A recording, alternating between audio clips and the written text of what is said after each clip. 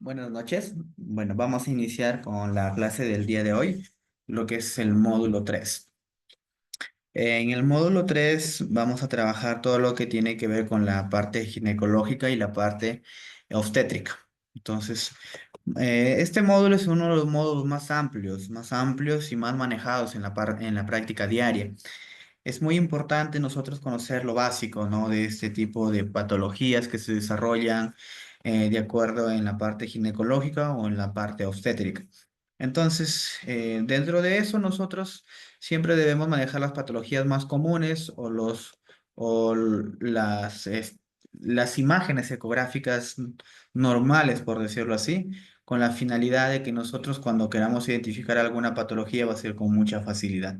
A veces aprendernos la imagen de una patología que no es muy frecuente, pues va a ser muy difícil identificarlo, pero si nosotros aprendemos a valorar las imágenes que son reales o que vemos a todos los días, a diario y dentro de la normalidad, pues mucho más facilidad nos va a dar a nosotros en la práctica diaria, pues, ¿no? Para poder identificar alguna patología. Entonces, dentro de este módulo vamos a trabajar dos grupos, lo vamos a dividir en la parte ginecológica y en la parte obstétrica. En la parte ginecológica vamos a ver todos los criterios actuales que se están manejando y en la parte obstétrica vamos a ver la ecografía de primer trimestre, segundo y tercer trimestre. Así, dentro de sus variantes, pues, ¿no? Que vamos a ver ciertas patologías que podemos diagnosticarlos en primer nivel. Discúlpeme un momento, por favor.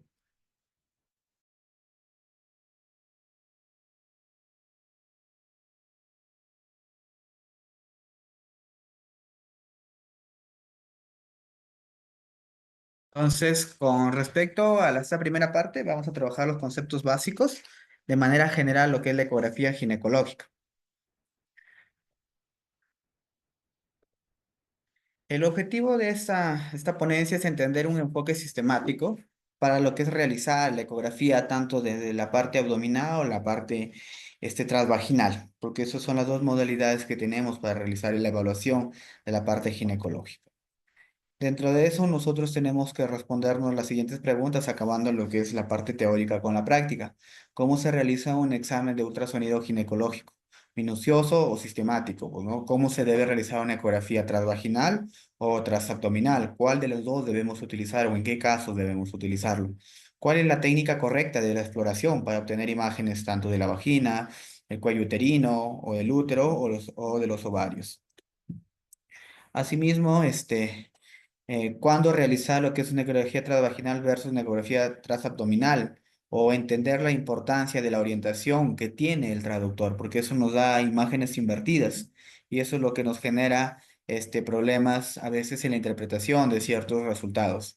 Entender los pasos para realizar un examen sistemático para evaluar con precisión los órganos pélvicos durante una ecografía ginecológica.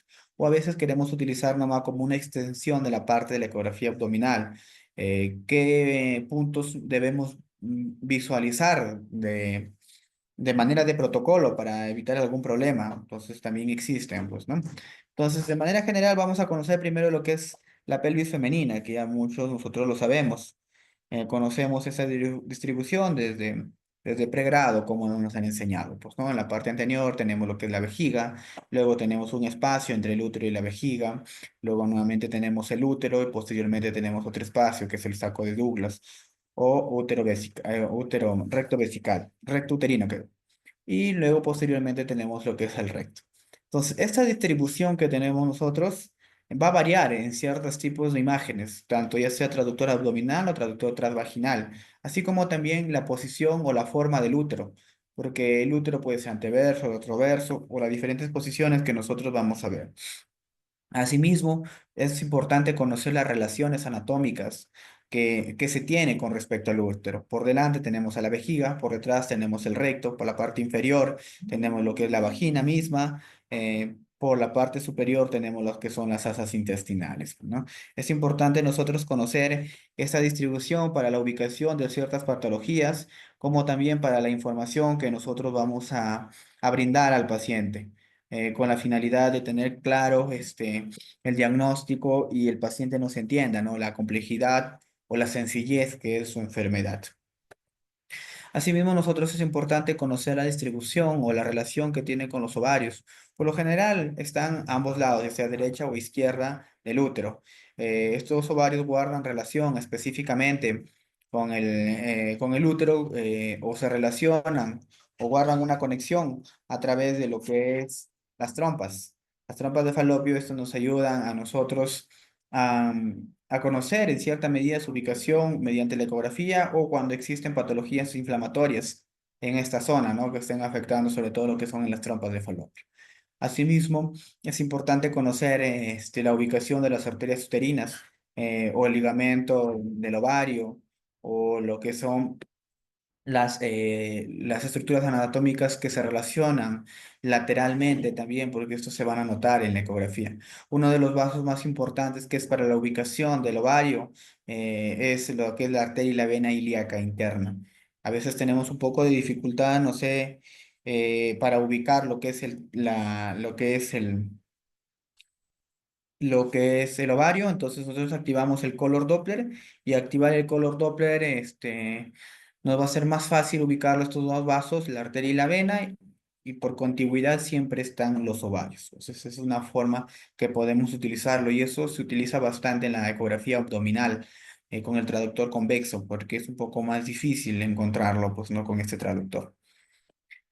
Entonces, esto es lo que les mencionaba yo. Por la parte superior tenemos lo que son las asas intestinales, sobre todo con el colon sigmoides, que eso guarda una relación muy importante, que eso nos va a ayudar a determinar a nosotros ciertos tipos de patologías que se correlacionan entre ambas estructuras anatómicas, así como también en la parte posterior ya encontramos lo que es la la parte musculatura de la misma piso pélvico.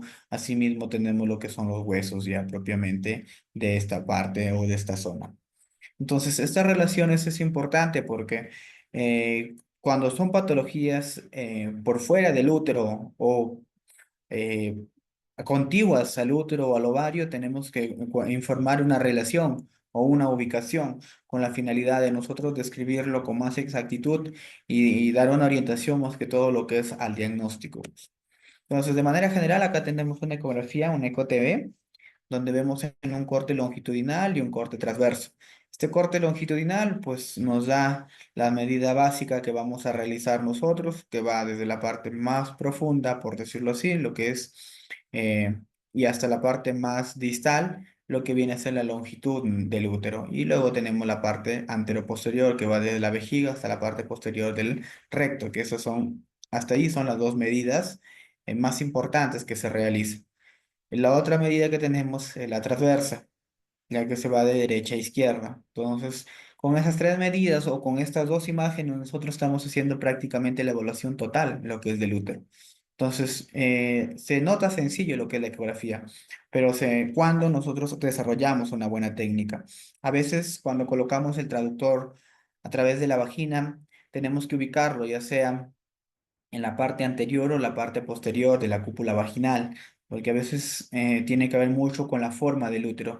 Si es un útero anteverso, pues tiene que ser en la cúpula anterior o retroverso, tiene que ser en la cúpula posterior. Entonces, eso lo podemos obtener con la práctica, porque a veces no logramos visualizar y retiramos un poco y volvemos a introducir y cambiamos la posición del traductor, va a mejorar la imagen. A veces hay problemas en lo que es el tema de que no introducimos correctamente lo que es el traductor y eso nos genera a nosotros problemas, pues no problemas en el sentido de que no podemos ver o visualizar por completo lo que es el útero, porque para nosotros informar sí o sí tenemos que visualizar todo el útero. Si no visualizamos, pues va a haber algo que nunca lo vimos y que puede existir alguna patología que se esté desarrollando. Dentro de las técnicas del examen del ultrasonido ginecológico, como tenemos la transvaginal o la abdominal. Entonces, estas dos técnicas tienen ciertos criterios ecográficos o preparativos que son para poder nosotros evaluar al paciente. En la ecografía abdominal tiene que ser una de baja frecuencia. Y la ecografía vaginal, que digo, es de alta frecuencia y la ecografía abdominal, o sea, con el traductor convexo, es de baja frecuencia. La resolución con la parte abdominal es bien baja, pues bien baja a comparación de la transvaginal, es una excelente resolución, es por eso que es la más recomendada. Buena vista panorámica en la parte abdominal, claro, porque hacemos relación con los vasos sanguíneos, como los mencionaba, yo, que es una forma de poder explayarnos más.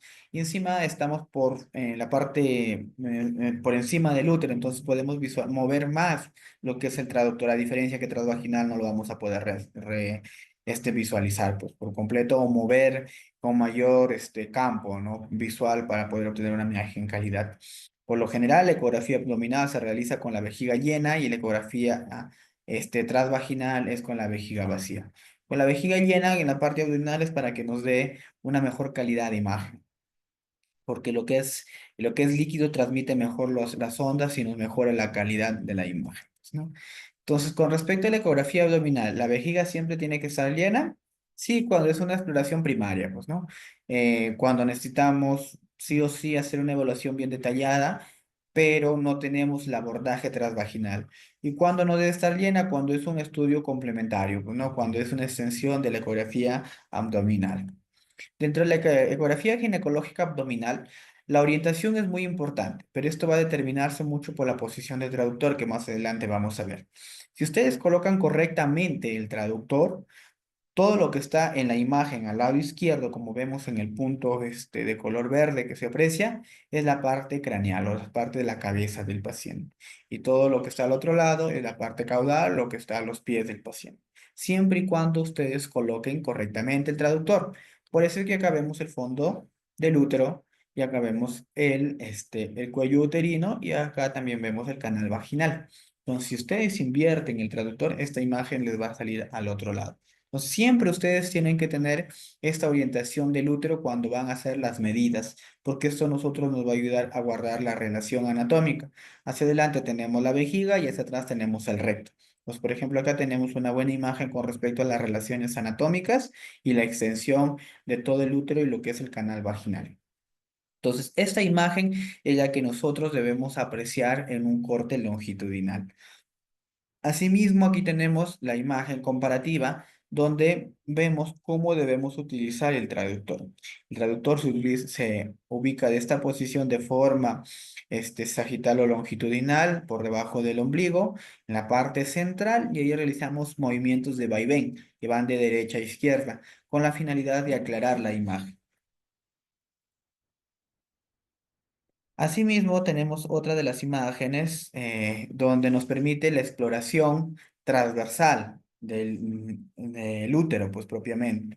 Entonces, esto va a depender de ustedes cómo hagan el giro del traductor, que eso lo vamos a ver en la práctica. Y se van a dar cuenta que cuando giramos a la derecha o cuando giramos a la izquierda, cambia la imagen. Entonces, la exploración transversal a la derecha del paciente se muestra a la izquierda en la pantalla. Entonces eso es muy importante, porque esto hay una inversión de lo que es en esta imagen y eso tiene que ver por la forma del traductor. Por eso lo que vemos en la imagen al lado izquierdo es el lado derecho del paciente y lo que vemos al lado izquierdo en la imagen, el lado derecho de la imagen es el lado izquierdo del paciente. Es muy importante esto para informar la posición de los ovarios, porque a veces estamos realizando, pero estamos viendo otra imagen que aparentemente nos da la orientación de un ovario derecho, pero en sí es el ovario izquierdo. Entonces tiene que guardar mucho la relación con la forma del giro del traductor, que eso lo vamos a ver en la práctica y ustedes mismos se van a dar cuenta que cuando giramos incorrectamente la imagen va a salir de otra forma y eso no va a ser lo ideal, pues, ¿no? Entonces, esta es la posición del traductor que debemos utilizarlo para poder visualizar lo que es el útero propiamente. Acá tenemos la primera imagen donde está la parte del cuello uterino y acá en la segunda imagen vemos lo que es la parte del fondo, pues, del útero mismo, ¿no? O el cuerpo. Entonces, el traductor por lo general tiene esta posición. No sé si se han dado cuenta que la mayoría de traductores tienen esta forma. Tiene una parte lineal, luego hay una curvatura, y luego nuevamente tiene una segunda curvatura, donde vemos que la parte superior es más ancha en comparación a la parte inferior. Entonces, esta es la posición que siempre debemos tener con el traductor en la parte transvaginal o endocavitaria que se realiza la ecografía. Porque si ustedes lo colocan de distinta manera, nos va a dar otro tipo de imagen. Este tipo de traductores siempre tienen una marca, ya sea en esta parte o en la parte debajo de la mano del médico que está realizando, siempre hay una marca. Entonces, o es acá o es acá. Estas marcas nosotros nos van a orientar que siempre tienen que ir hacia arriba. Así como vimos en el traductor convexo, en lo que es la parte abdominal que tiene unas marcas, ya igualito también tiene estas marcas. Entonces, o a veces hay traductores que viene un puntito, un punto acá, otro punto acá y otro punto acá. Eso nos indica que tiene que ir con relación a la sínfisis del pubis, y no tiene que ir con la parte del recto. Entonces, cuando nosotros colocamos el traductor, siempre tenemos que ir visualizando, porque hay patologías también que se pueden detectar por ecografía en lo que es en el canal vaginal. Como también cuando ingresamos, tenemos que colocarlo ya sea hacia la parte de la cúpula posterior de la vagina o la cúpula anterior de la vagina. Y esto va a depender del ángulo que ingresamos. Si ingresamos hacia abajo, posterior, pues vamos a entrar a cúpula vaginal posterior. Y si ingresamos hacia anterior y superior, vamos a entrar a lo que es la cúpula anterior. De eso va a ser, ambas posiciones tenemos que variarlos para poder ubicar el útero, porque eso nos va a dar a nosotros la característica del útero, de la forma que tiene. Entonces, la ecografía ginecológica vaginal tiene orientación. Esto se puede cambiar en los traductores, en los ecógrafos, se varía nada más. Entonces, podemos presentarlo de esta forma, donde la derecha de los pacientes o de la derecha a la izquierda está al otro lado. Como se dan cuenta, cambia la posición del inicio del lanzamiento de las ondas a través de los traductores. En esta imagen está en la parte superior y en esta imagen está en la parte inferior. ¿Esto se puede adaptar? Sí, sí se puede cambiar, pero va a depender mucho cuando a veces diferentes médicos realizan ecografías. Para estar cambiando de uno a otro, tenemos que elegir una técnica. Por lo general, siempre se utiliza esta técnica para la evaluación de ecografía transvaginal. Entonces, el traductor, como les mencionaba yo, tiene esta forma.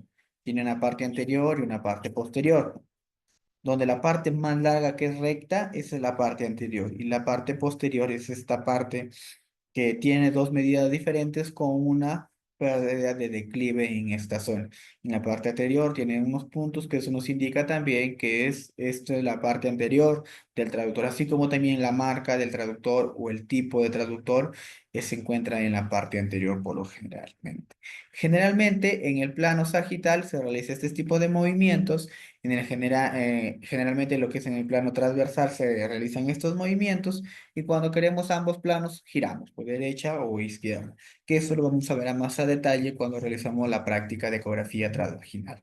Entonces nosotros cuando vamos ingresando a través del canal vaginal, vamos a ir apreciando imágenes desde un inicio, desde la puerta de la vagina, pues vamos a ver la relación propiamente de la vejiga, del recto, y luego seguimos avanzando y vamos a encontrar el útero, pues, ¿no? Entonces, acá tenemos dos imágenes muy importantes, las relaciones que guardan.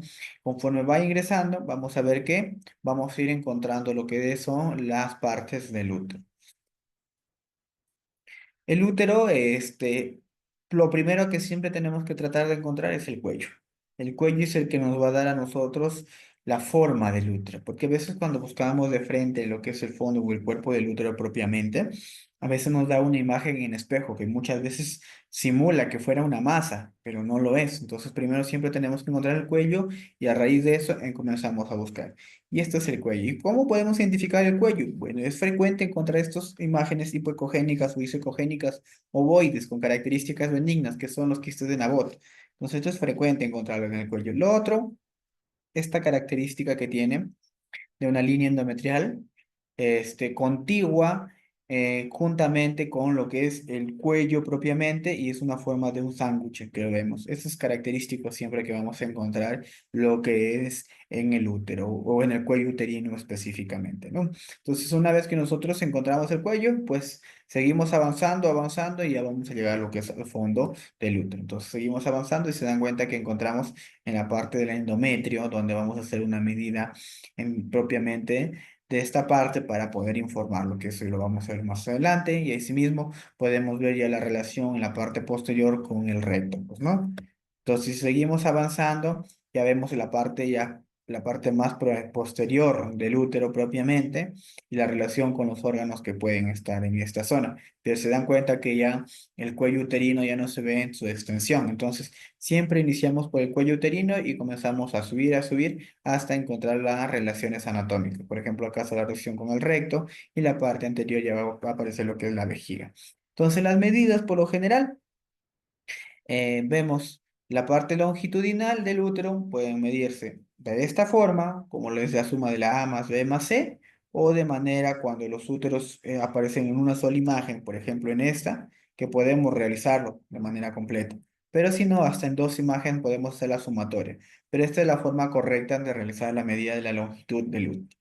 La medida anteroposterior se hace en esta imagen, que es en el corte longitudinal, pero vemos anteroposterior, en la parte más ancha que encontremos del útero. Y la otra, la tercera medida que nos da a nosotros, que es la transversal, que tenemos que girar el traductor, ya sea a la derecha o a la izquierda, en este caso no es importante ese giro, porque no nos va a determinar en nada la ubicación si es derecho o izquierdo el giro. Entonces, esto es lo que realizamos. No vayan a realizar de esta manera la medida, porque esto nos genera a nosotros la medida anteroposterior, que ya lo realizamos acá, tiene que ser de esta forma, porque en transverso nos da lo que es derecha y lo que es de la izquierda, o viceversa, está izquierda o está derecha, de acuerdo a la imagen que esté proyectándose en la pantalla del ecógrafo, pero de esta manera se tiene que realizar lo que es la medida. Entonces, ahí son las tres medidas importantes que nosotros debemos tener en la evaluación de la ecografía transvaginal para ver lo que es útero. Acá podemos ver cómo se puede realizar directamente lo que es en una ecografía. Y esta es la parte transversal. Entonces, como les mencionaba yo, existen diferentes formas del útero y eso nos va a dar a nosotros una complejidad una complejidad en la evaluación propiamente de eso. Porque si fuera genial que todos fueran anteversos o retroversos, genial, no habría ningún problema, pero las variaciones del flexado o el retroflexado nos generan imágenes de doble o espejo. Entonces es muy importante nosotros ubicar. Por ejemplo, esta imagen de acá que tenemos, nosotros realicemos una ecografía abdominal. Cuando nosotros realizamos una ecografía abdominal, pues estamos con el traductor acá en esta zona, que proyecta todo lo que son sus ondas. Entonces, una onda va a venir de esta forma. Y a ustedes les va a aparecer en la ecografía útero, les va a aparecer tal vez la vejiga y nuevamente útero. Entonces, ¿por qué les aparece dos úteros? Entonces, hay patologías que sí se puede ver ese tipo de características ecográficamente, sí, sí hay patologías, ¿no? Pero también hay variantes anatómicas y es una de estas, que simplemente está que hace un corte a este nivel del útero, nuevamente no hay útero acá y nuevamente vuelve a haber útero acá. Entonces, eso no está las características. Imagínense que aquí también realicemos lo que es una ecografía transabdominal. Nuevamente, solo vamos a ver cuello y nuevamente vemos la parte del fondo uterino. Entonces, es muy importante nosotros tratar de identificar la forma que tiene el útero. Entonces, la forma nos va a ayudar a nosotros en conocer qué variante anatómica se está dando y otro, la ubicación que vamos a informar en el paciente, pues, ¿no? En la ecografía. El útero, antevertido o anteverso es de esta forma. Colocamos el traductor, se está entrando a nivel de esta zona, el traductor. Entonces, ¿qué es lo primero que estamos viendo? Es el cuello, ¿se dan cuenta? O sea, toda esta imagen proyecta y vemos la parte del fondo del útero propiamente, pues, ¿no? Entonces es lo mismo que estamos viendo acá. Pero se dan cuenta que la vejiga no lo capta acá. Nosotros, ¿qué tendríamos que hacer? Girar el traductor más o menos de esta forma, para que así agarre útero y agarre parte de vejiga. Pero si queremos ver recto, tenemos que girarlo de esta forma, el traductor transvaginal. Ahí vemos útero y ahí vemos recto. Entonces, ¿se dan cuenta la variante que tiene que existir en la ecografía transvaginal? Entonces, estos son como movimientos hacia adelante o hacia atrás, con respecto a la parte más distal del traductor, pues, ¿no? Acá tenemos un útero retroverso o retrovertido. Se dan cuenta que nosotros estamos colocando el traductor acá y qué es lo que estamos viendo. Entonces la proyección de esta zona nada más. Y lo que más nos abarca esta es la parte del cuerpo o el fondo del útero. Entonces es lo que estamos viendo acá en la imagen. Acá tenemos un reflejado o antirreflex que vemos la forma del útero. Mira, esta forma que tiene.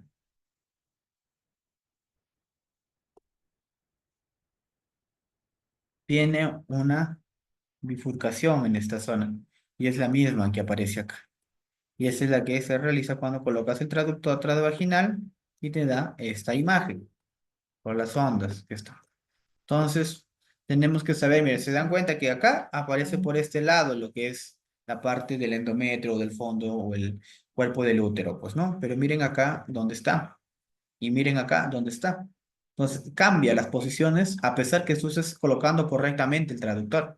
Entonces, eso es muy importante en la variación anatómica que existe cuando tú coloques correctamente el traductor. Ahora, si yo coloco incorrectamente, pues la imagen me va a salir del otro lado y va a cambiar. Por eso es que es muy importante tener una sola técnica de evaluación del traductor o colocar el traductor correctamente. Acá tenemos un útero retroflexo. Miren, este útero, ¿cómo es? Viene más o menos acá, ¿sí? Entra acá, ahí. ¿Se dan cuenta? El anterior era acá. Ahora en este, vemos en la parte, el otro lado. Entonces, es por la posición que tiene el traductor con respecto a la evaluación. Pero si yo lo cambio la forma, pues lo voy a ver al otro lado y voy a confundir con un antirreflexo. Si yo lo coloco invertido, o sea, cuando coloque yo este traductor en la ecografía transvaginal, o sea, imaginemos que este está la sínfisis del pubis y acá está el recto. Entonces, esta es la forma correcta de la sínfisis del pubis y este es el recto. Entonces, cuando colocamos correctamente, me va a dar pues esta imagen, un antirreflexo, pero si lo coloco invertido, me va a dar esta imagen como un antirreflexo, pero en sí lo voy a informar de otra forma. Entonces ahí está la importancia de nosotros saber colocar correctamente el traductor.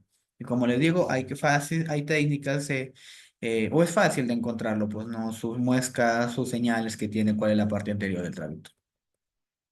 Entonces, las medidas del ovario son las mismas que de la del útero, longitudinal en toda su extensión. En ese mismo corte hacemos la medida anteroposterior, giramos el traductor, ya sea a la derecha o a la izquierda, con respecto al ovario que estemos evaluando, y hacemos la medida transversa. Y sacamos el volumen. Por lo general, cuando realizamos la ecografía, tenemos en la imagen lo que es a la izquierda, en la derecha del paciente, lo que es a la derecha del paciente, lo que es a la imagen es a la izquierda del paciente. Entonces, esto va a ser invertido siempre, recuerden, porque eso es una de las pocas variaciones con respecto a la imagen que se ve en la pantalla, con respecto al traductor que realizamos. Y eso tiene que ver por la forma que tiene el traductor. Ustedes se dan cuenta que tiene una bandita bien pequeña y tiene un sentido. Entonces, eso es muy importante porque si nosotros no lo colocamos correctamente o no sabemos ubicar, pues no va a ver no se va a ver real al paciente. Y otra de las formas que yo siempre he aprendido de la ecografía es como que lo que estoy viendo acá es como que le hubiera sacado una imagen de sobra del paciente. Eso es lo mismo que lo tengo que ver acá en la ecografía. Otra de las evaluaciones que podemos ver cuando realizamos este tipo de ecografías es la evaluación de las trompas de falopio, pues, ¿no? Las trompas de falopio normales pueden verse si en el caso si hay líquido en el fondo del saco de Douglas, como podemos ver en imagen. Y esto es líquido libre. Todo esto de acá, líquido libre. Acá también tenemos líquido libre. Entonces, dentro de la evaluación, la ecografía vaginal es una evaluación dinámica o interactiva. Interactiva, creo. Comprobar la movilidad de los órganos es muy importante porque hay patologías que tienen que ver mucho con las reintervenciones que se realizan en ciertos pacientes o las adherencias, que es frecuente encontrar a los pacientes que han tenido intervenciones quirúrgicas abdominales, es muy importante saberlo. Las otras de la evaluación para ciertos tipos de patologías, el movimiento del traductor a veces genera dolor. ¿En qué tipo de patología lo vemos? En la enfermedad pélvica inflamatoria, pues, ¿no? Hay que comprobar si hay sensibilidad especificada dentro del sitio o qué órganos están involucrados en el proceso doloroso. Nosotros vamos viendo, ubicamos el útero, preguntamos, ¿tiene dolor el paciente o no tiene dolor? Ubicamos el ovario, ¿tiene dolor o no tiene dolor? Siempre hay que ir preguntando al paciente. Es muy importante antes de realizar la ecografía informar al paciente cualquier incomodidad que tenga o dolor que nos informe. Una, para tener mucho cuidado con el procedimiento que estamos realizando. Dos, para conocer qué órgano está afectado y en cierta medida nos va a dar a nosotros una orientación diagnóstica, pues, ¿no? ¿Qué órgano podría estar generando toda la molestia general en el paciente? Hallazgos normales en la ecografía, la diferencia entre las mujeres antes o después de la menopausia. Las ecografías cambian, el tamaño del útero también cambia. Cambios a lo largo del ciclo menstrual. La parte endometrial es muy variante en cada día que va pasando, si es en la primera fase, segunda fase, o en la parte cuando realizamos ecografías, cuando la paciente está menstruando también, porque a veces es necesario, también tiene otros tipos de características y ya lo vamos a ver. Entonces, por lo general también existen medidas en las mujeres que son nulíparas o son multíparas, perdón. Entonces, estas van a variar. De hecho, que la multípara, su útero siempre va a ser mayor o más grande con respecto a la nulípara. Acá tenemos las medidas que lo pueden repasar ustedes, lo pueden utilizar para guiarse, ¿no? Dentro de los parámetros normales que tendrían cada una de las partes del útero para conocerlo. Por ejemplo, a grosso modo, lo que es el cuerpo. La longitud tenemos 40 milímetros y la nulípara va hasta de 50 hasta 80 milímetros. El espesor va desde lo que es 25 milímetros de la nulípara y la multípara hasta lo duplica, lo que es hasta 60 milímetros. Entonces así cada una de ellas van a ir cambiando con respecto a la fase que se encuentre, pues, ¿no? Puntos claves dentro de la ecografía de la ginecológica. La base para la ecografía ginecológica, primero es orientarse bien en la imagen, optimizar calidad de imagen, siempre hay que usar la técnica del escaneo sistémico, o sea, un repaso de inicio a fin, desde que estamos ingresando por la parte vaginal, vamos conociendo todo lo que es el canal vaginal, recuerdan lo que es lo que es el cuello uterino, el cuerpo propiamente del útero y así vamos evaluando hasta el último que conocemos la anatomía ecográfica a través de los ovarios. Entonces, a partir de eso, nosotros nos va a ayudar bastante a poder identificar cierto tipo de patologías, porque no solo siempre es medir longitud y antero, posterior y transverso del útero, sino también es conocer las relaciones anatómicas o conocer qué patologías puede estar desarrollándose en los órganos adyacentes. Esta parte de la clase es un poco amplia, vamos a dividirlo por partes. Una de esas tenemos lo que es la evaluación propiamente del útero, cuello y endometrio. Existen cuatro segmentos dentro de esta clase que lo vamos a estar dividiendo para conocer a grosso modo las medidas que debemos tener nosotros al momento de realizar nuestra práctica diaria de ecografías. Entonces, lo que vamos a ver ahora con respecto al útero, cuello y ovario, cuello y endometrio, nos va a ayudar a nosotros a repasar día a día cuando realicemos las ecografías. Y esto es lo básico que debemos dominar. De acá podemos partir en conocer más patologías, más clasificaciones para cada uno de ellos. Sí, sí lo podemos hacer, pero lo que el día de hoy se va a presentar es lo básico que siempre debemos conocer y nunca nos debe de olvidar, pues, ¿no? Los objetivos de esta parte es reconocer la apariencia típica del cuello y el endometrio, las características normales, reconocer la apariencia también anormal del cuello y lo que es el endometrio. Esta imagen ya lo conocemos, recuerden que tenemos que hacer una parte exploratoria desde que vamos ingresando en la parte de la canal vaginal hasta las relaciones que tiene con el recto y lo que con la vejiga, eso ya lo sabemos. En la parte de la vejiga nosotros debemos evaluar cómo es la pared, porque por ejemplo en esta imagen vemos una imagen con bordes irregulares, heterogénea, entonces nos indica una cierta característica de anormalidad que no lo vemos en esta parte de la pared, por ejemplo. Entonces, y eso solo es identificado lo que es el canal vaginal y ni siquiera hemos llegado al cuello uterino. Entonces, se dan cuenta la importancia que tenemos nosotros de reconocer estas patologías desde el momento que estamos utilizando el traductor. Acá tenemos la evaluación del cervix, que ya lo hemos visto en la primera parte, y los hallazgos dentro del cuello van dentro de la variación normal hasta la parte anormal. Desde los quistes de Nabot, que podemos ver que son quistes llenos de moco en la superficie del cuello. Por eso es que les decía, es una forma que yo encuentro de encontrar, por decirlo así, lo que es el cuello. Son quistes de Nabot. Son características benignas que tienen pues, estos quistes. A veces nos asustamos, encontramos en la ecografía, no, acabo de encontrar un quiste, acabo de encontrar algo grave. No, son quistes de Nabot, nada más que es frecuente encontrarlos, ¿no? Se producen cuando el epitelio escamoso exocervical crece sobre el epitelio columnar del endocérvix, ¿no? Su crecimiento de tejido, de este tejido bloquea lo que es el drenaje glandular. Por lo general son anecoicos o avasculares, o ambas características siempre lo tienen. Por eso que toda patología existe una sospecha de que no es normal, siempre hay que activar el color Doppler. Porque el color Doppler nos ayuda bastante a nosotros para tener criterio de malignidad, que ya lo vamos a ver más adelante, que se utilizan dentro de las clasificaciones para evaluar lo que es la ecografía ginecológica. El otro son los pólipos cervicales. Se presentan como masas bien circunscritas dentro del canal cervical, que pueden ser seniles o pueden ser pendiculadas o péndulas propiamente, como lo vemos en la imagen, pues, ¿no? Cuando se logran identificar, cuando son de tipo péndulo o unido al canal endocervical, hay que tener un diagnóstico diferencial con el pólipo endometrial, porque puede ser que la parte de la base de estos pólipos puede estar saliendo del endometrio. Entonces hay que darle una buena revisada, pues, ¿no? Puede ser visible si hay un vaso nutricional, ¿no? Siempre hay que activar el color Doppler para ver qué tan compleja es su vascularización de estos pólipos, ¿no? Como vemos acá. Entonces se dan cuenta que la base de este pólipo está acá, en esta zona, y el endometrio está acá. Nosotros necesitamos hacer una buena evaluación porque no va a ser que esta base se prolongue desde esta zona, porque a veces hay pólipos que vienen así. Entonces es muy importante hacer los movimientos de vaivén, pues, ¿no? Y luego tenemos las patologías mucho más complejas que son el cáncer cervical. Son masas heterogéneas que comprometen lo que es propiamente el cuello, pues. No pueden mostrar un flujo Doppler bien intenso, bien marcado. Se dan cuenta que por lo general es heterogéneo. ¿Se dan cuenta? Que tiene con respecto a la parte de la ecogenicidad adyacente, vemos la heterogeneidad que tiene, la forma, se va.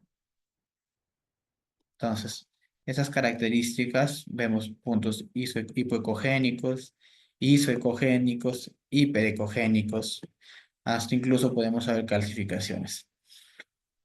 Entonces, este tipo de patologías, cuando nosotros lo detectamos en primer nivel o cuando realizamos lo que son las ecografías, pues necesitan una segunda opinión.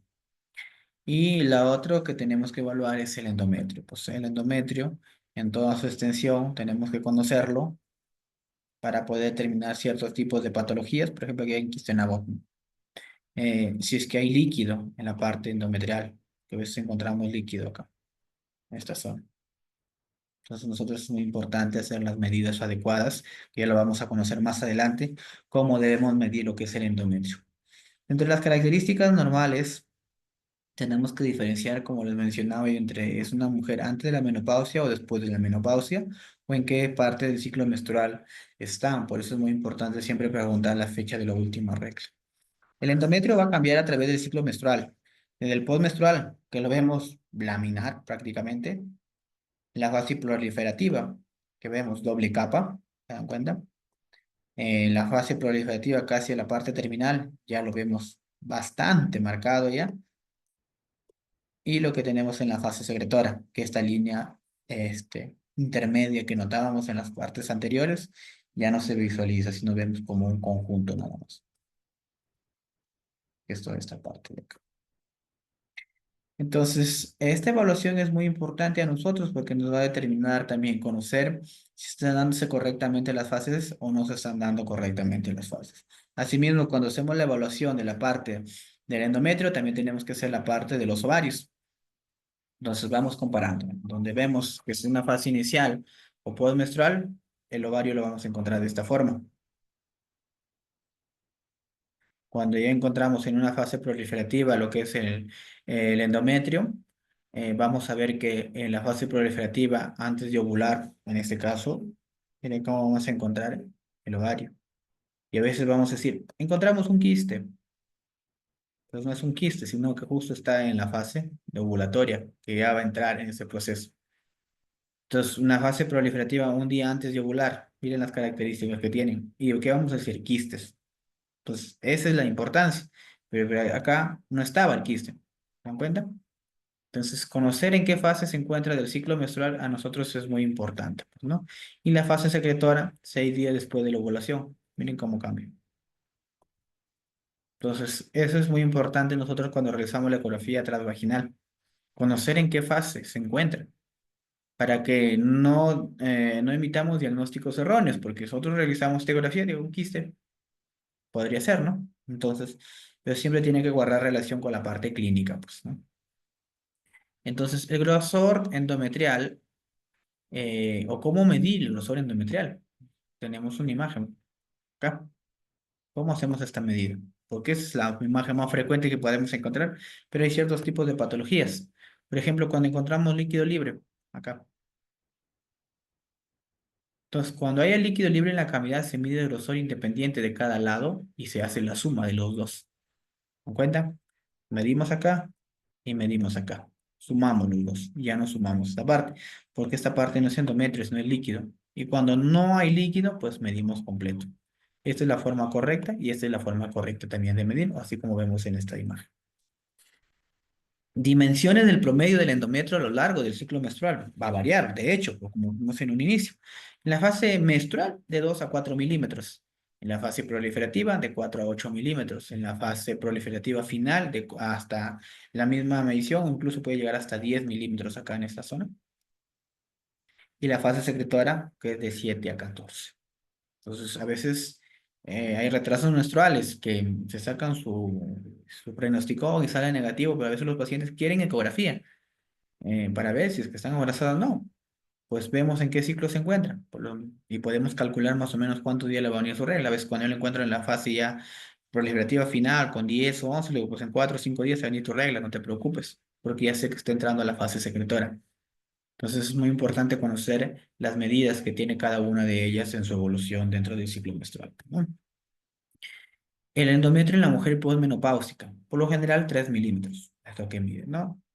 Este, Cuando es mayor a 5 milímetros, no necesariamente es patológico. Mayor a 8 o 9 milímetros, sí hay un indicativo de una cierta patología. Pero en promedio siempre miden 3 a 5 milímetros, lo que es el grosor endometrial. Ahora, ¿cómo describimos el endometrio? ¿Qué características le damos? Pues, ¿no?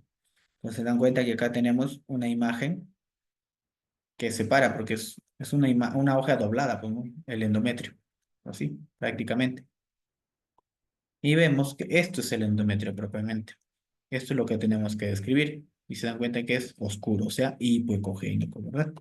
Acá no hay, pues, todo es homogéneo, isoecogénico.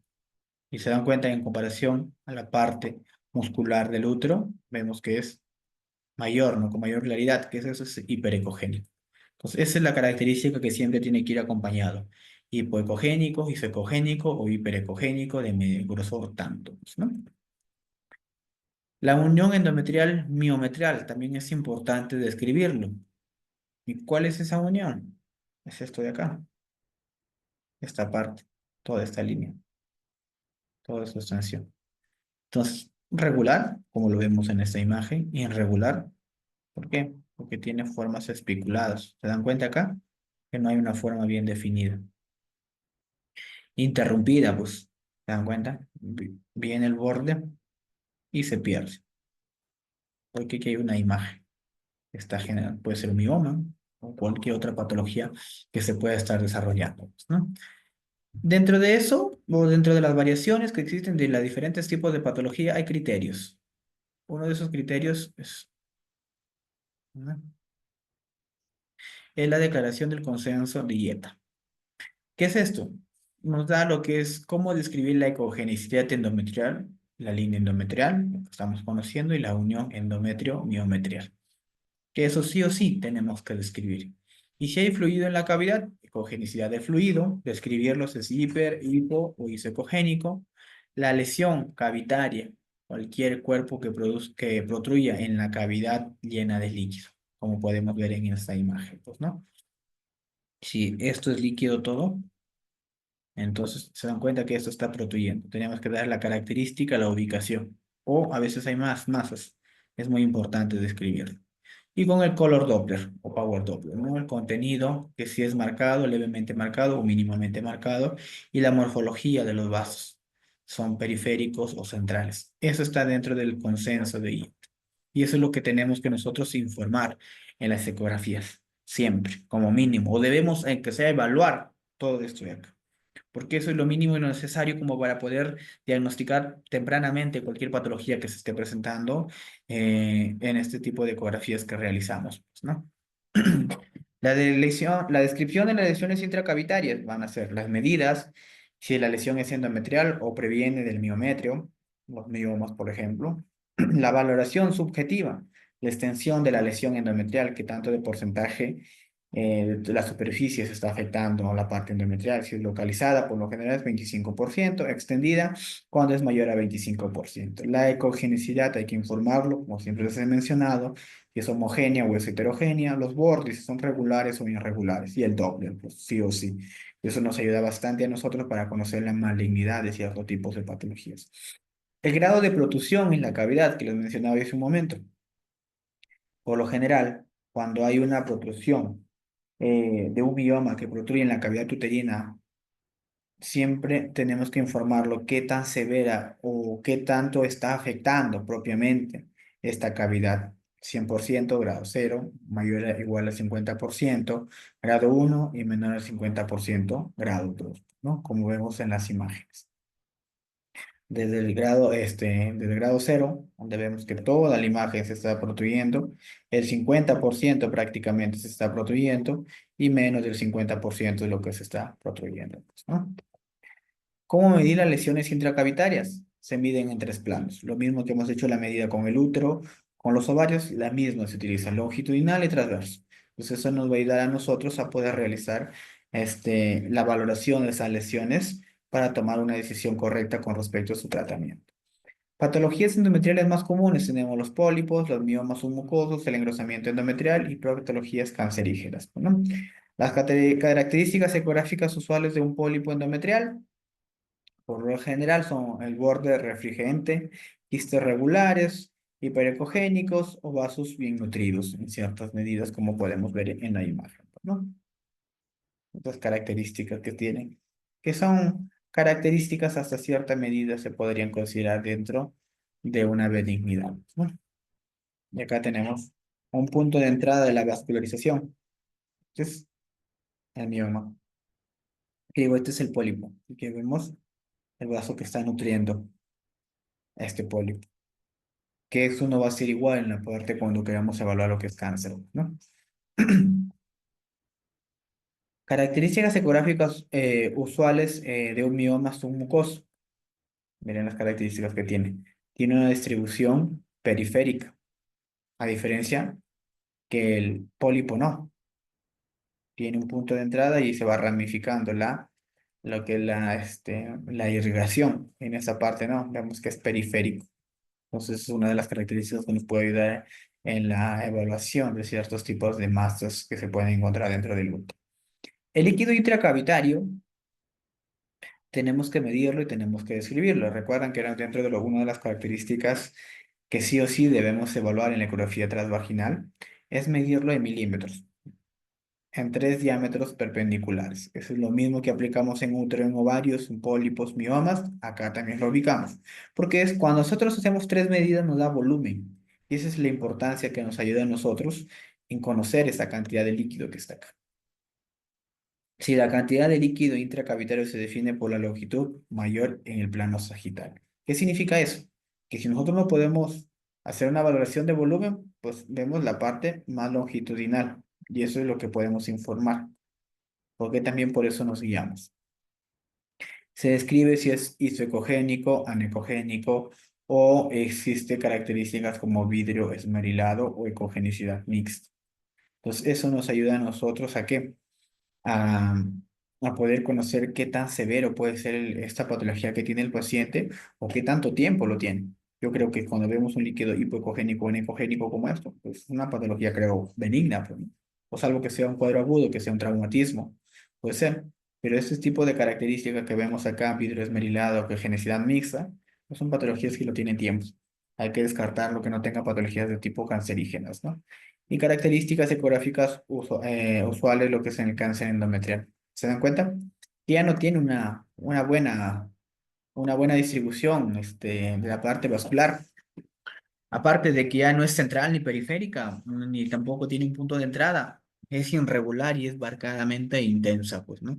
Eso es algo que nos ayuda bastante. Por eso que el color Doppler debemos utilizarlo siempre en toda evaluación que realicemos, porque eso nos da, ¿no?, ciertas características dentro de la benignidad o la malignidad, como podemos ver en la imagen.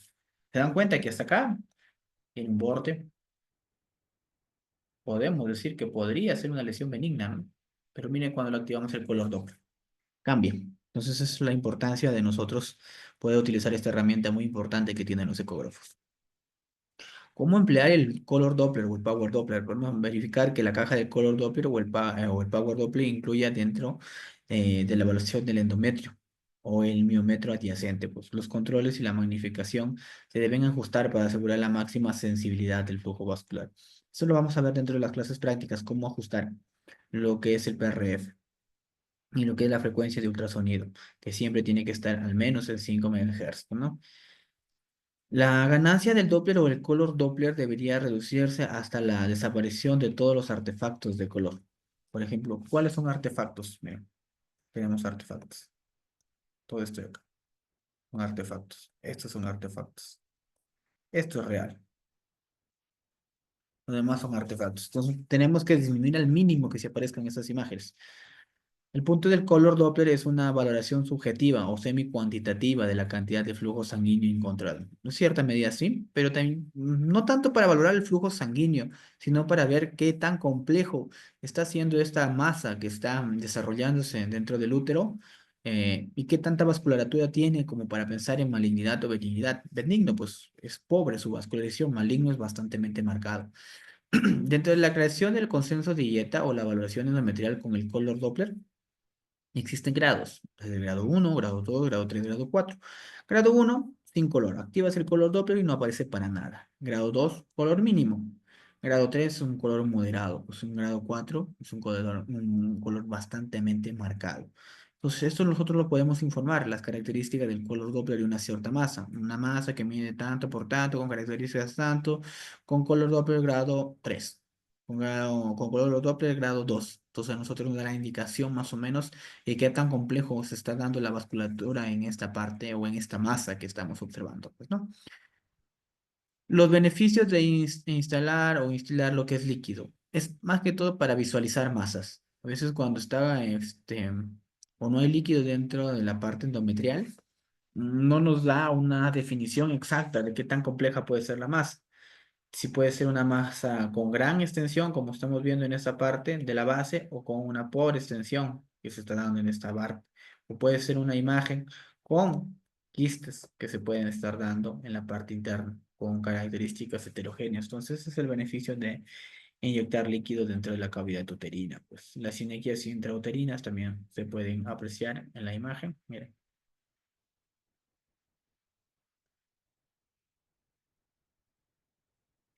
Posicionamiento correcto de la T de cobre. Lo podemos utilizar para evaluar.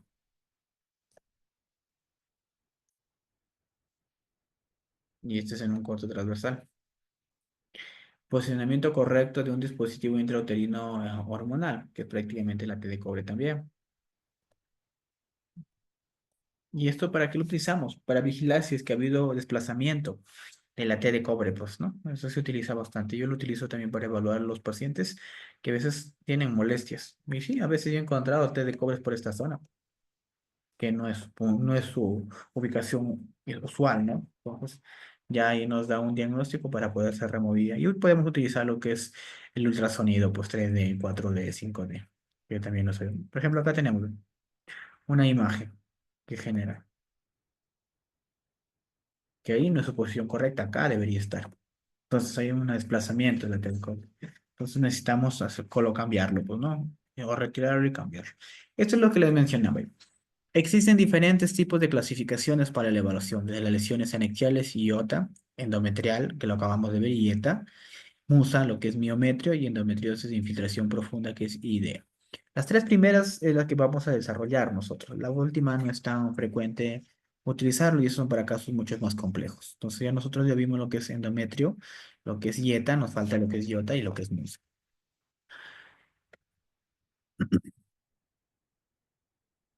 Dentro de las evaluaciones de la ecografía transvaginal tenemos la evaluación de los ovarios. Después que hacemos toda la evaluación del útero, toca ver los ovarios. Los ovarios pueden ir desde un ovario normal, quistes funcionales, tumores benignos, tumores de borderline, tumores invasivos y tumores metastásicos, ¿no? Estos seis clasificaciones que existen nos agrupa en cierta medida dentro de la clasificación de IOTA que lo estaba mencionando. Dentro de la evaluación del ovario normal, pues hay que diferenciar entre una pre y una posmenopáusica y en el ciclo menstrual, como lo hemos visto en algún momento. ¿Qué tan grande es un ovario normal en una mujer de edad fértil? Es variable. Desde la medida o desde la mediana, que digo es 7 milímetros, milímetros, mediana, 7 milímetros. Con respecto a volumen. Dentro de la variación tenemos de 7 milímetros a rango de 2 a 17 milímetros y puede llegar hasta 20 milímetros. Y esto recuerden cómo lo sacamos de las tres medidas, longitudinal, transverso y anteroposterior. Y eso los ecógrafos nos arrojan estos datos.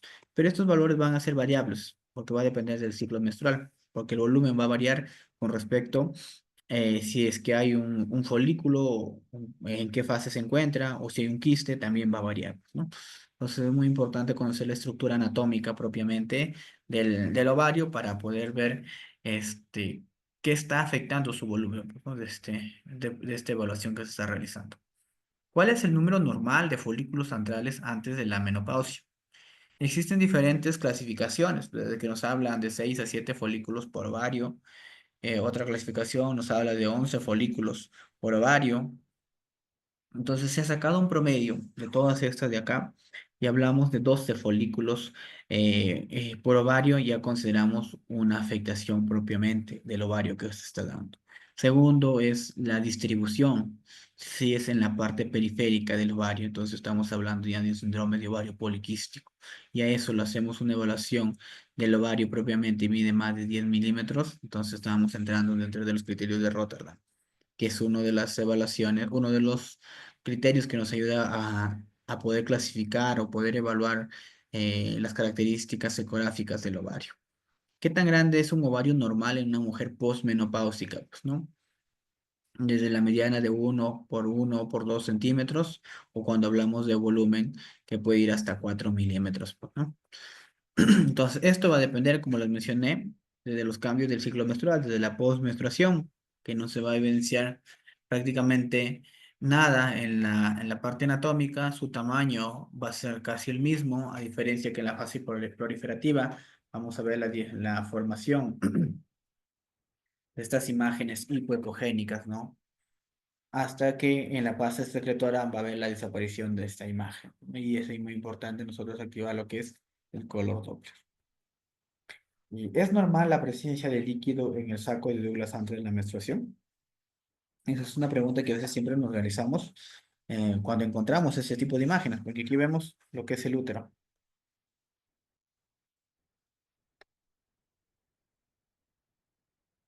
Y toda esta parte que es, porque acá vemos lo que es el recto.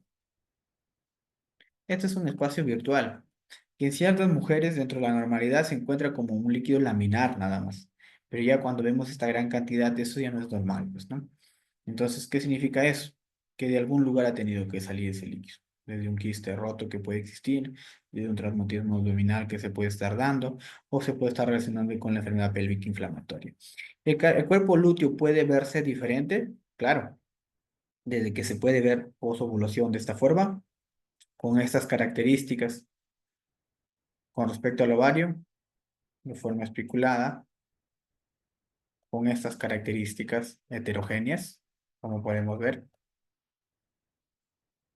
o incluso de esa forma. O miren esta forma que ya tiene características más heterogéneas, más variables en comparación a esta que era del tamaño normal, pero este es más grande. O con, con líneas de declive que nos da entre una parte líquida y una parte semisólida o sólida, pues, ¿no? Entre los quistes funcionales tenemos el quiste folicular o quiste simple, que se aparece de esta imagen. Cuando activamos el color Doppler, no pinta nada en la parte interior. El quiste del cuerpo lúteo, que se puede ver de esta forma con inequias o tabicaciones internas, con formación de declives, donde vemos parte líquido y partes semisólidas, porque hay también líquido acá, o parte de formaciones espiculadas que se van a dar dentro del propio quiste que se están dando, pues, ¿no? Quiste del cuerpo lúteo. También activamos el color Doppler y vamos a ver esta característica. en anillos de fuego, que se ve en la parte periférica, en la parte central no se afecta en nada. Dentro de las tumoraciones benignas tenemos el teratoma maduro, el endometrioma, el cistoadenoma seroso o el cistoadenoma mucinoso, ¿no? El quiste dermoide se aprecia de estas características con una ligera sombra que se da parte posterior. ¿Se dan cuenta? Y estos son en mayor extensión, son más grandes. Acá también. El quiste dermoide, que es la diferencia, es que ya es un poco más heterogéneo en ciertos tipos de variantes, que no nos da tanta la sombra como puede ser heterogénea también. Pero ya no nos da mucha sombra en comparación a la anterior que sí nos daba. Pero eso están dentro de los tumores o dentro de las clasificaciones benignas. Dentro de las tumoraciones también podemos ver benignas esta formación de tabiques que se están dando. Parecen algo complejo, ¿no? Parecen patologías que pueden ser malignas, pero se dan cuenta que aquí está activada la caja del color Doppler y no marca para nada. Entonces nos da una característica de benignidad. De hecho, que este tipo de patologías necesitan una segunda evaluación, sea por un médico especialista o un ginecólogo, pues, ¿no? En este caso. El cistoadenoma o cistoadenoma fibroma tiene estas características: heterogéneo, como vidrio esmerilado, o un patrón, incluso como calcificaciones. Pero cuando activamos el color Doppler, no hay afectación para nada de la estructura interna, no marca nada. Entonces, solo de manera periférica, pero la parte interna no. Y eso nos sigue dando una característica dentro de las tumoraciones benignas, ¿no? Dentro de las patologías anexiales extraováricas tenemos el hidrosalpis, quistes paraváricos y los quistes peritoneales por no dilución o pseudoquistes. Los hidropiohemosalpix tenemos las formaciones de esta característica en collar de perlas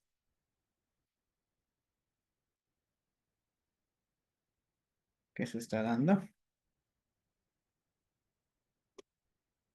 o septados, pues, ¿no? Incompletos. El hidrosalpix también se puede ver de esta forma o incluso de esta forma.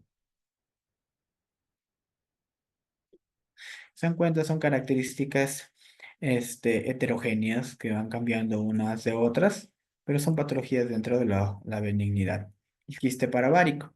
Tenemos el ovario y tenemos el quiste. Y nosotros hacemos movimientos de vaivén, acá nunca deben estar unidos para nada. Siempre tiene que haber una separación, porque si no sería un quiste dentro del ovario propiamente. Quiste paravárico, también. Ovario, quiste. Pseudoquiste peritoneal. ¿Se dan cuenta las características que tiene? ¿Cuál es el quiste? ¿Este o este? El de acá es el quiste. Todo esto. Entonces, acá también tenemos que es una imagen septada con características heterogéneas. Pero todos estos son quistes. Y he visto acá en una niña de 16 años un pseudoquiste peritoneal que simulaba características de una obstrucción intestinal. Y cuando yo realizo la ecografía en un inicio pensé que era una obstrucción intestinal. Cuando ya realizamos la ecografía más a detalle, vemos que tenía cierta conexión con la parte del útero y los ovarios porque estaba contigua a esta zona. Se mandó pues como un quiste paraxial.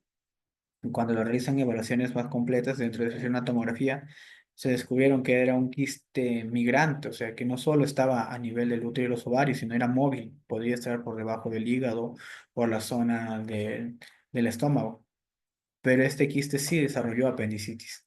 Aparentemente ese paciente tuvo dos quistes, uno se rompió, generó irritación peritoneal, generando afectación propiamente del saco de Douglas, porque encontramos líquido también en el saco de Douglas y también encontramos lo que es cambios ecográficos en la pared del apéndice. Por eso que al paciente le sacaron el quiste y le sacaron también el apéndice.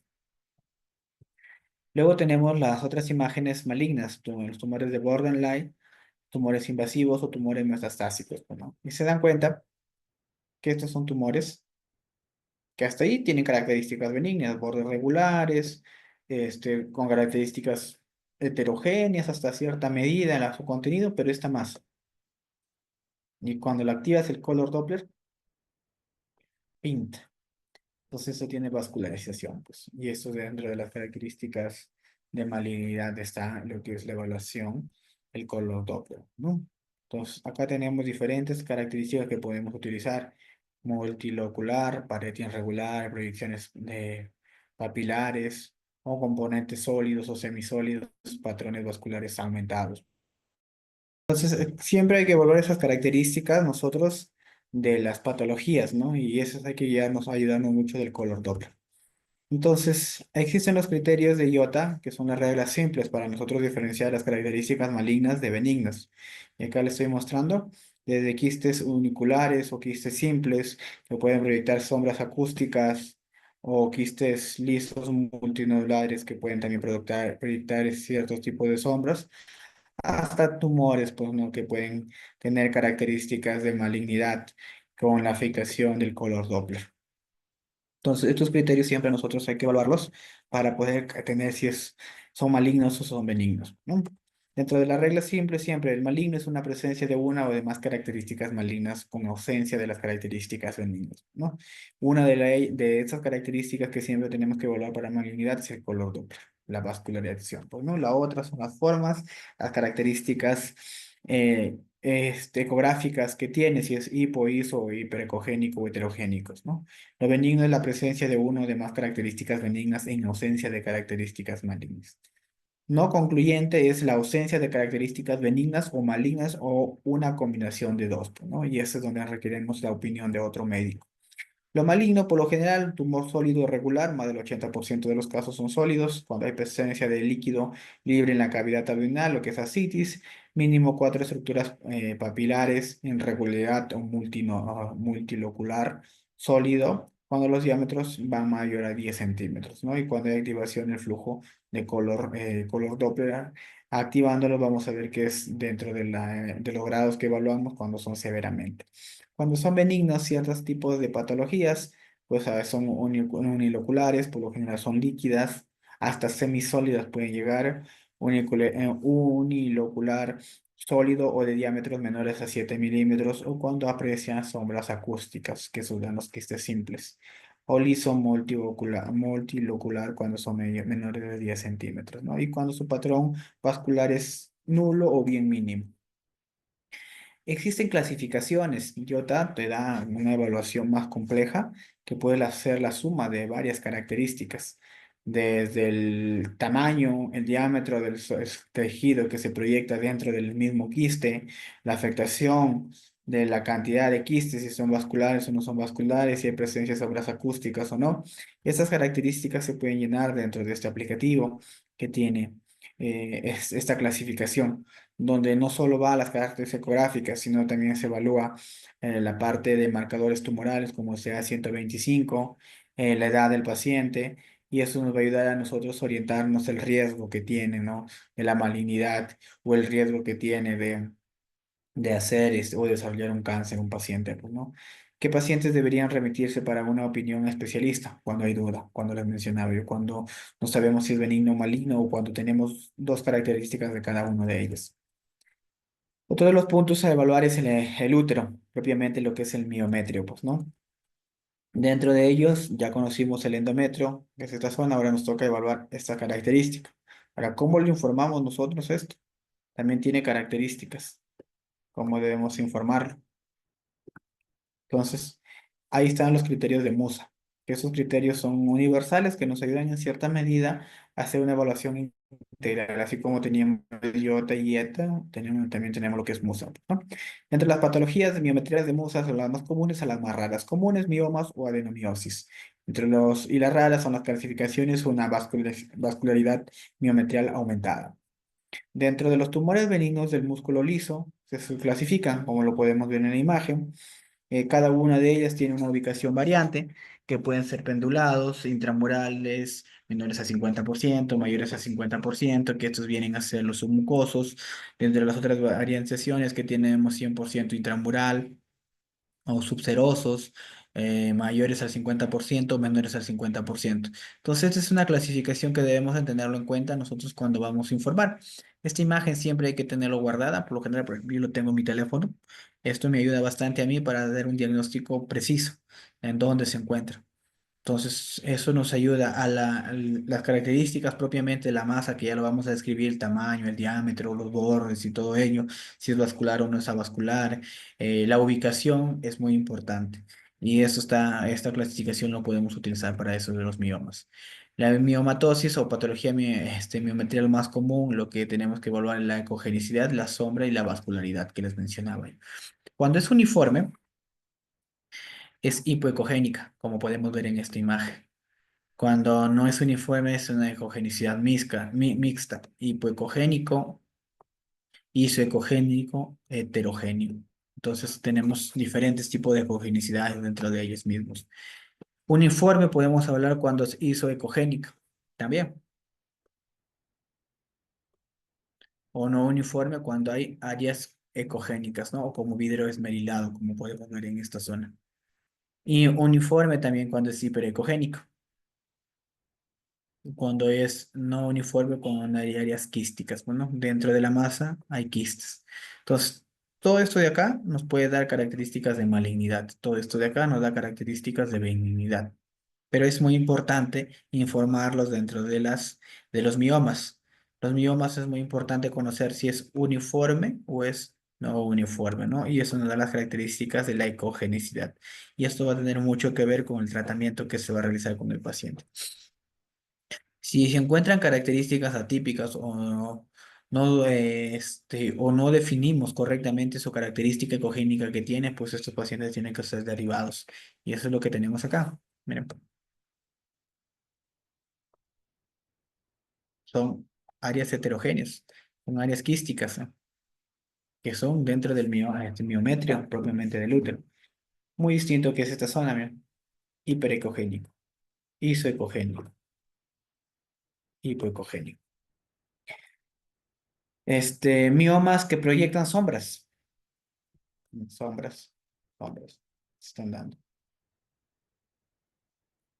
¿Se dan cuenta la ubicación? Recuerdan que hay una clasificación para esto de acá, cuando se está proyectando en la parte de la cavidad. Miren la sombra que está dándose en esa zona. Entonces es muy importante conocer la ubicación, la descripción de cada una de ellas y informar si tiene sombras o no tiene sombras. La última, lo que es la vascularización. ¿Cómo es? Esta zona bien hipermarcada, ¿verdad? Entonces es muy importante nosotros informar cómo la vascularización, si es homogénea o heterogénea o hay ciertas zonas de mayor vascularización y eso se tiene que informar dentro de las ecografías.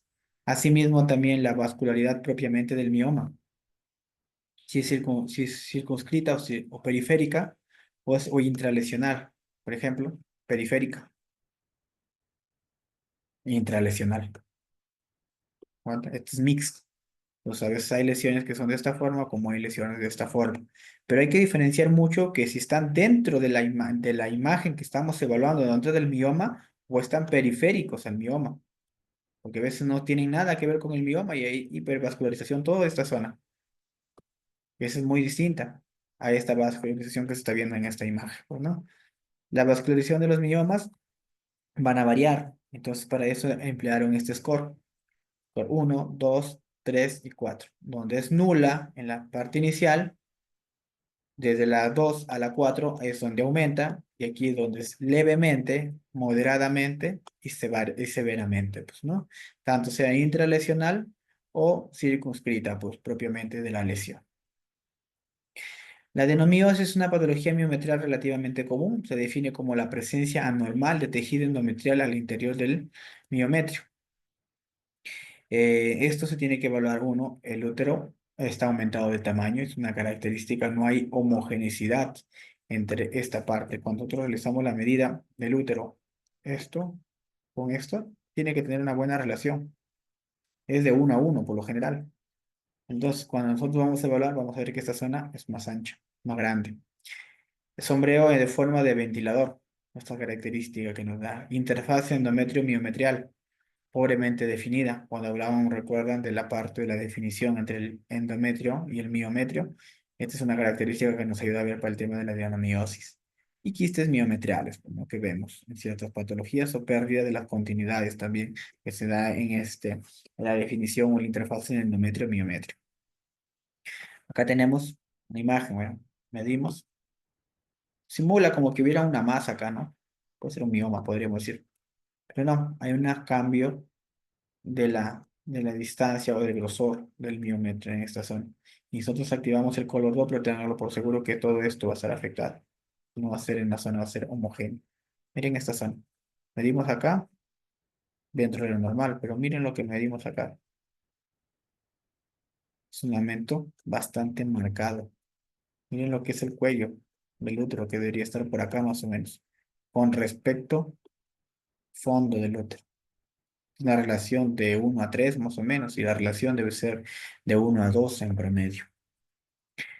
La ecografía o la ecogenicidad miometría anormal, estas proyecciones que se generan acá, sumadas ya a que hay un cambio de grosor entre ambas partes del miometrio propiamente, ¿no? Entonces se conoce como un sombreado en ventilador o un signo de lluvia en bosque.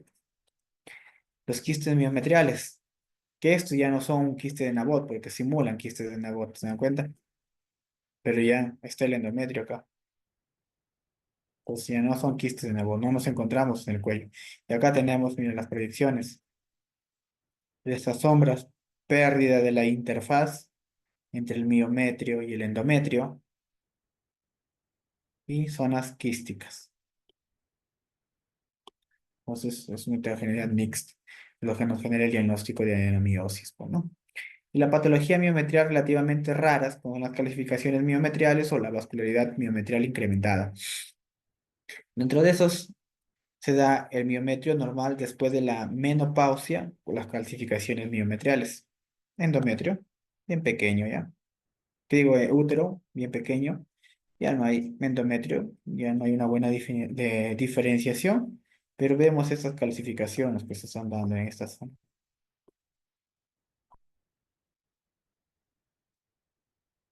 Entonces, esto es característico, pero después de la menopausia. Esto es patológico cuando es antes de la menopausia. Eso hay que tener mucho cuidado en los diagnósticos. Retención de los productos de la concepción o la vascularización miometrial aumentada. ¿Qué significa eso? Que hay una afectación propiamente de la parte, ya sea del miometrio o ya sea del endometrio. Por eso a veces vemos los fetos papiraces, si no me recuerdo, donde vemos fetos que se terminaron calcificados y se sacan placas a las mujeres 80, 90 años y encontramos esas características, o incluso encontramos dentro del endometrio calcificaciones, propiamente pueden ser hasta de sacos. Son bien raras, pero sí se encuentran. Y hay siempre una vascularidad miometrial contigua aumentada, como podemos ver en la imagen, ¿no? Entonces, la variación de rutina miometrial estandarizada va desde medir el útero, describir simetría de las paredes miometriales, la ecogenicidad, las lesiones miometriales si son bien o mal definidas, el número de lesiones que se están dando, la ubicación y el diámetro máximo que se aprecian en estas lesiones propiamente del miometrio, las características vasculares, los cortes medial, sagital y transverso y la evaluación en 3D en el caso que se pueda realizar. Como se dan cuenta, son las mismas que se utilizan para evaluar útero completo, para evaluar endometrio completo, para evaluar lo que es ovario completo, es las mismas. Simplemente hay que repetirlas, pero en diferentes ubicaciones anatómicas. ¿Cuáles son los pacientes que deberían remitirse a un nivel superior de complejidad? Todas aquellas en las cuales hay un diagnóstico incierto, ¿no? Pero particularmente aquellas que quieren sospecha o que tienen sospechas de malignidad. Entonces, el día de hoy es un tema muy amplio, que hemos visto a grosso modo los puntos más simples de lo que es la ecografía ginecológica dentro de la evaluación de útero y ovarios. Esto lo vamos a ver, se va a entender con más claridad en la práctica cuando realicemos qué medidas sí o sí tenemos que realizar, cómo lo debemos informar a nuestros pacientes, ya sea con la ecografía abdominal o transvaginal. Entonces, Por el día de hoy concluimos esta clase. Cualquier pregunta que tengan me lo pueden hacer o pueden escribirlo en el chat. Si es que no tendrían ninguna duda, para la próxima clase iniciamos con la ecografía de primer trimestre, luego tenemos la ecografía de segundo trimestre, tercer trimestre, la evaluación del líquido amniótico, la parte de los abortos que tenemos y las malformaciones que se pueden desarrollar en cualquiera de los del- de la gestación, pues, ¿no? De primer trimestre, segundo trimestre o tercer trimestre, qué tipo de patologías podemos encontrar en cada ecografía que se realice. Entonces, ¿alguna pregunta? Si no tienen ninguna pregunta, daríamos por concluida lo que es la clase.